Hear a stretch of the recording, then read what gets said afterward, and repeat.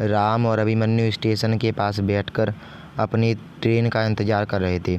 Train काफ़ी late हो चुकी थी और रात के 2 बज चुके थे। इसलिए राम अपनी ट्रेन का इंतज़ार करते हुए अभिमन्यु एक भूख को पड़ रहा था। तभी उसे स्टेशन के दूसरे कोने से एक अजीब सी काली परछाई खड़ी हुई दिखाई देती है, जिसके मुंह में से खून निकल रहा था।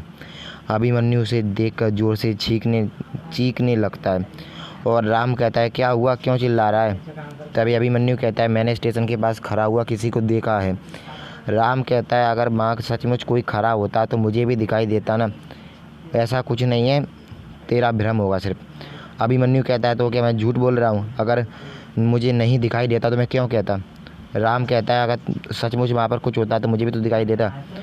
तभी राम को एक अजीब सी आवाज़ आना शुरू हो जाती है और उस आवाज़ को सुनकर पता नहीं क्यों राम का दिल धड़कने लगता है और राम डरती हुई आवाज़ में कहता है, क्या यहाँ पर तुझे सच में कुछ दिखा था क्या?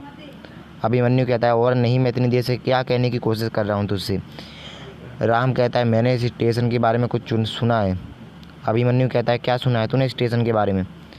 राम कहता है, आज से कुछ सालों पहले इस स्टेशन पर एक बूढ़े आदमी की गलती से ट्रेन से कटकर मौत हो गई थी और तब से लोगों का मानना है कि अब उस आदमी की आत्मा यहीं पर भटकती है। अभिमन्यु कहता है, ऐसा नहीं हो सकता। राम कहता है, अगर ऐसा नहीं हो सकता तो जो तूने देखा था और मैंने अभी सुना है अजीब सी आवाज़, वो क्या थी? ये सोचकर राम और अभिमन्यु दोनों का दिल ज़ोर से धड़कने लगता है। तभी अचानक से अभिमन्यु और राम को अपने पीछे कोई खड़ा है ऐसा महसूस होता है और राम और अभिमन्यु पीछे पलटने के लिए जाते ही हैं।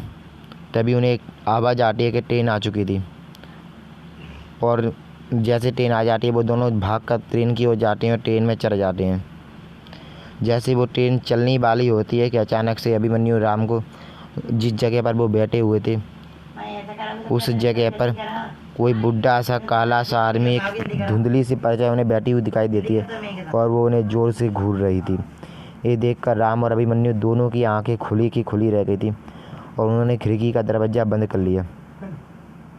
जैसे ट्रेन चलने को हो जाती है, कुछ दूर जाकर ट्रेन दूसरे स्टेशन पर उन्हें रोक देती है और दूसरे स्टेशन पर भीड़ थी, इसलिए उन लोगों को इतना डर नहीं लग रहा था।